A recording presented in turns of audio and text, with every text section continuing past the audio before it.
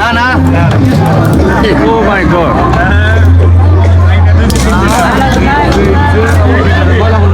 এত বড় ওরস মোবারক আমি কখনো দেখি নাই। প্রিয় ভিউয়ার্স, আপনারা দেখেন এটা মানিকগঞ্জ জেলার সাতক্ষীরা থানা ভুয়া। আচ্ছা ভাই, এটা এটা এই যার উপলক্ষে ওরস হচ্ছে এখানে, ওনার নাম কি? সেই পীরের নাম কি? ওলি আল্লাহর নামটা কি? সাদেক আলী পীর সাহেব।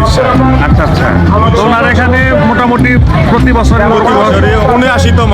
আচ্ছা, 79তম ওরস উদযাপন হচ্ছে এটা দিয়ে। তো এটার পৃষ্ঠপোষকতা তো আপনারা না আয়োজনে গ্রামবাসী। তো মোটামুটি প্রতি বছর এই ওরসে আপনাদের কত টাকার মতো বাজেট হয়? এই ওরসে বাজেট আমাকে আনলিমিটেড, যত লাগে তত। তাই না?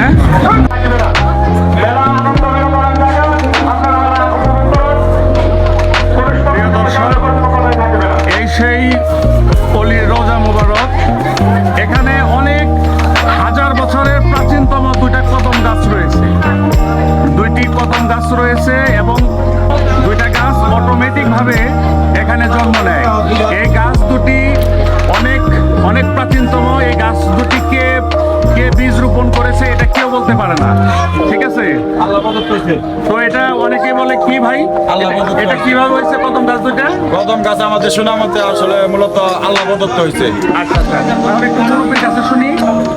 আঙ্কেল, তো এই দুইটা কদম গাছ দেখা যাচ্ছে যে অনেক প্রাচীনতম। হ্যাঁ, তো এই দুইটা কদম গাছ মোটামুটি কে বুনেছে বা কিভাবে, এটা কি আপনারা জানেন? বলতে পারেন আগে বলছে মরা শুরু করে আমার শীতের মন্দিরে গাছ হইব, কি গাছ বলে জানে কিন্তু ফল খাওয়া যাবে না, এই কথা উনি বলে গেছে। তখন এই দূরে কত গাছ তখন এই কত সময় আমার লোকটার এই গাছ ছিল না, কত গাছ আগে ছিল না। প্রতি গাছে কি হয়েছে মজুর করতে পারে না।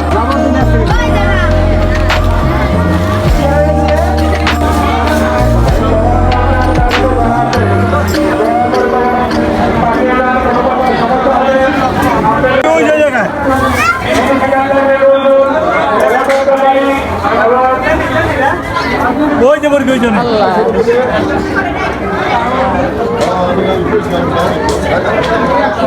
এটা গাড়িটা ফিরে তোমরা জানা জানি। প্রিয় দর্শক, দেখতেই পাচ্ছেন হযরত সাদেক আলী পীর সাহেবের ওরসে অনেক অনেক মানুষ মানত দিয়েছে যে দেশে মোরগ, মুরগি আরো অনেক কিছু আপনাদেরকে দুইটা খাসি জব করেছে। আজকে কি হচ্ছিল ভাই? দুইটা খাসি উঠছিল, জব করে লাগছে। তারপরে মোরগ দেওয়া হয়েছিল। আচ্ছা, মোরগ 20টা জব হয়েছে। তো এখানে অনুষ্ঠান তো হয় তাই না? অনুষ্ঠান হয় 4 দিন ব্যাপী। 4 দিন ব্যাপী না? আচ্ছা, কি কি অনুষ্ঠান হয় আপনার কাছ থেকে একটু পরে আমরা জানবো।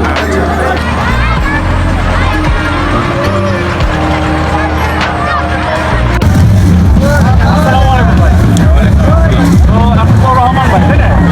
আমি শুনছি যে আপনি এই হযরত সাদেক আলী পীর সাহেবের মাজার কমিটির সম্মানিত সভাপতি এবং প্লাস এই দিগুলিয়া ইউনিয়নের জাতীয়তাবাদী দল বিএনপির সম্মানিত সাধারণ সম্পাদক। তো সেই হিসেবে আজকে এই হযরত সাদেক আলী পীরের দরবার শরীফে আমরা সবাই আসছি এবং আমার ভিউয়ার্সরা আপনাদের দিকে তাকিয়ে আছে, মেলাটা দেখতেছে, অনেকে মানব করতেছে, সেটাও দেখতেছে।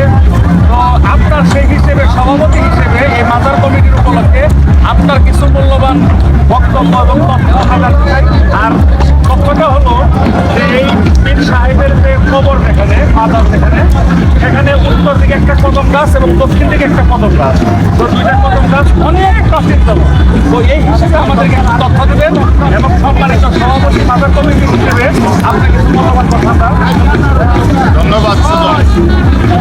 আমাদের হযরত শাহসুফি সাদেক আলী মুন্সির ওরস মোবারক সংক্রান্তে আমাকে যে প্রশ্ন করেছেন, তা আজকে আমরা যেখানে আমি দাঁড়িয়ে আছি, এটা হযরত শাহসুফি সাদেক আলী মুন্সির উরুস শরীফ। এটা অত্যন্ত প্রাচীনতম একটা উরুস শরীফ। এটা আপনারা সবাই জানেন এবছর যে উরুস মোবারক উদযাপন হচ্ছে সেটা ৭৯তম, অর্থাৎ আমার জন্মেরও প্রায় ৩৫-৪০ বছর পূর্বে থেকে এই হযরত শাহ সুফি সাদেক আলী মুন্সি ওয়ারিসি রহমতুল্লাহ ইসলামের এই যে উরুস মোবারক উরুস শরীফ এটা উদযাপিত হয়ে আসছে। এটার মূল বাধ্যবদ্ধ বিষয় যেটা, উনি কোনো সাধারণ পীর ছিল না। বর্তমানে যারা বিভিন্ন বাড়িতে বাড়িতে ঘরে ঘরে যে পীর আফ্রিকান যারা আছে তারা সাধারণভাবে যারা উরুস পালন করে, এটা একটু ব্যতিক্রমী এইটুকুই। ওনার কিন্তু সুনির্দিষ্ট কোনো ভূত সংস্কৃত এরকম কোনো ছিল না। উনি আধ্যাত্মিক লোক ছিল।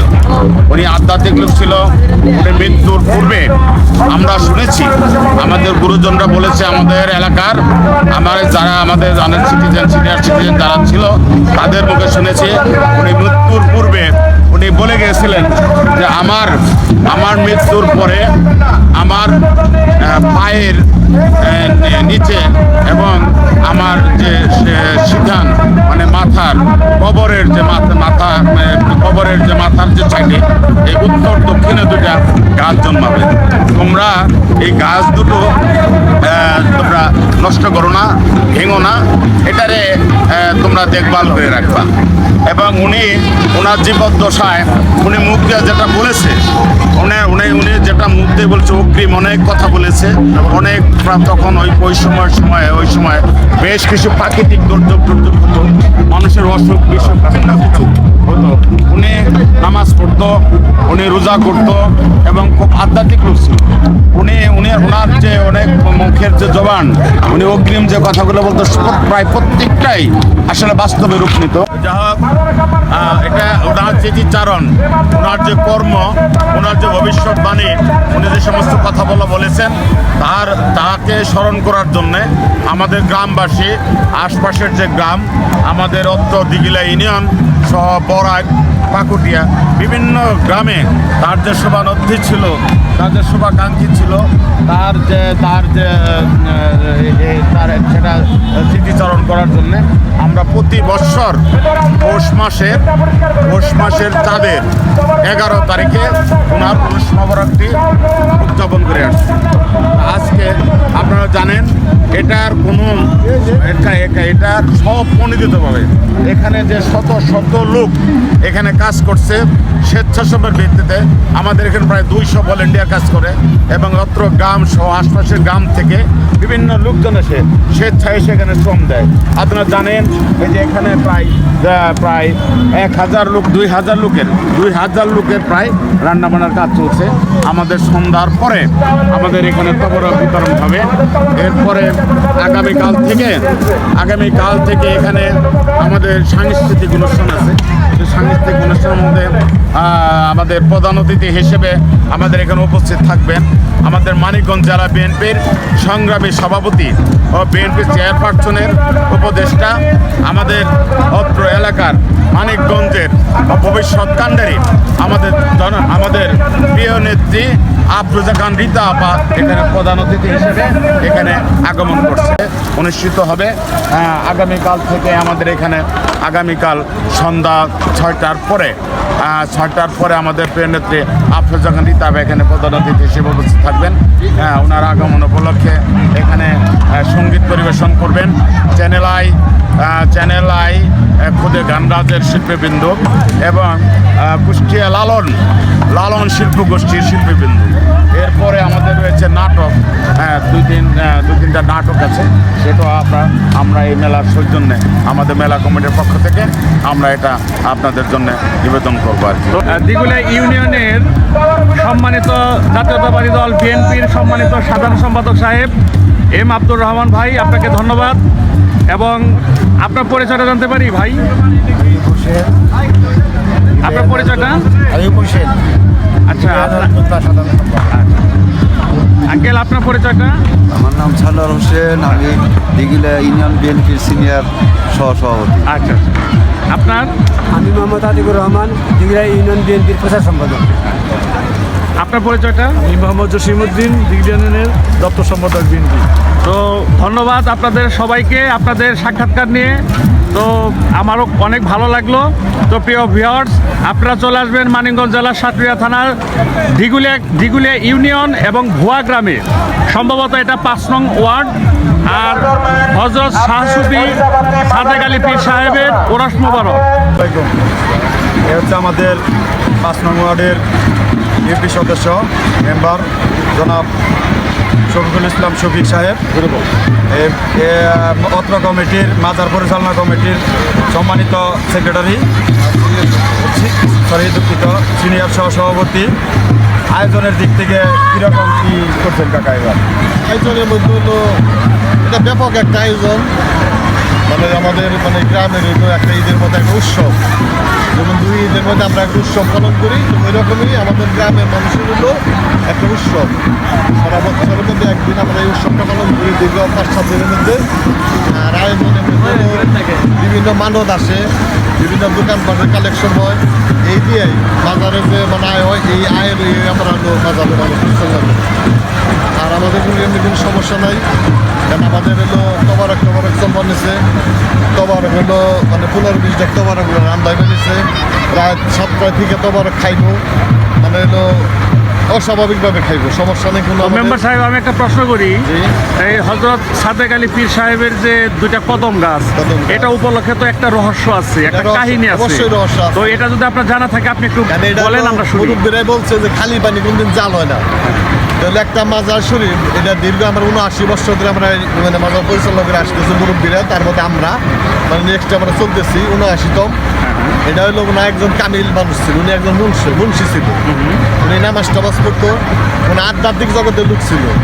উনি মৃত্যুবরণ করার আগে বই লাগেছিল যে আমার মৃত্যুর পরে, আর ওনার স্ত্রী বই লাগেছিল আমি আমার সময় শেষ, আমি চলে যাইতেছি, আমি আমার 15 দিন পর তুমি আসবো, আমি যে জায়গাটা আমি মানে গোছাইতে, এবার মনে বই লাগেছিল। এটা আমাদের মুরব্বীদের কথা, আমার কোনো নিজের ব্যক্তিগত কথা না, আমরা বড় বড় মুরব্বীর কাছে মানে শুনে আসতেছি।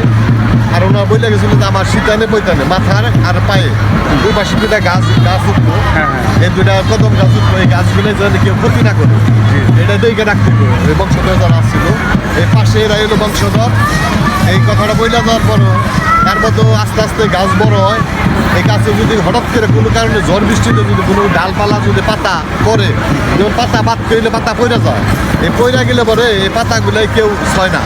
এটা এক সময় আমরা একটা নজিরবিহীন একটা জিনিস দেখছি, পাশে হলো মানে মাঝিপাড়া, এদের তো জাবাখুরির অভাব, একটা গাছের ডাল ঝড়ে পড়ছিল, এই ঝড়ের এই ডালটা আর পাতাগুলো শুইরা ওরা নিছিল, নেওয়ার পরে ওরা অসুস্থ হয়ে পড়ছিল, এটা রান্না বান্না করে খাইছিল আর অসুস্থ হয়ে পড়ছিল। তো সেই থেকে গ্রামবাসী কেউ এই গাছের ডালপালা আমার কাছে মানে এই গ্রামে বলতো, তখন বলার পর ওরা এই মানত টানত করে, মানত টানত করে আল্লাহর রহমতে ওদের মানে তারা সুস্থ হয়ে যায়। এখন একটা ডাল যদি করে থাকে 2 বছর পরে থাকবো, কেউ ছুঁইবো না, জাবা করি চলার জন্য কেউ ছুঁইবো না, ওইভাবে আস্তে আস্তে আস্তে তো ধন্যবাদ।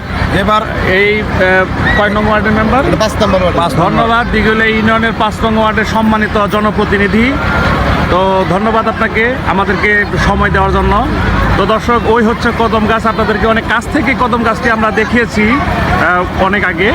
তো আরেকবার আপনাদেরকে দেখাবো, এবং আপনারা যদি কেউ এখানে আসতে চান বা মানত করতে চান, তাহলে আসবেন মানিকগঞ্জ জেলা সাটুরিয়া থানা দিগুলিয়া ইউনিয়ন এবং ভুয়া গ্রামের নামটা হচ্ছে ভুয়া 5 নং ওয়ার্ড। তো আপনারা এখানে আসলেই সেই হযরত সাদেক আলী শাহ সুফি, হযরত পীরে কামেল, তার রওজা মুবারক এবং উরস শরীফ, এটা আপনারা দেখতে পারবেন। এটা বছরে একবারই হয় না? হ্যাঁ, বছরে একবার হয়। তো ধন্যবাদ প্রিয় দর্শক, ধন্যবাদ সবাইকে।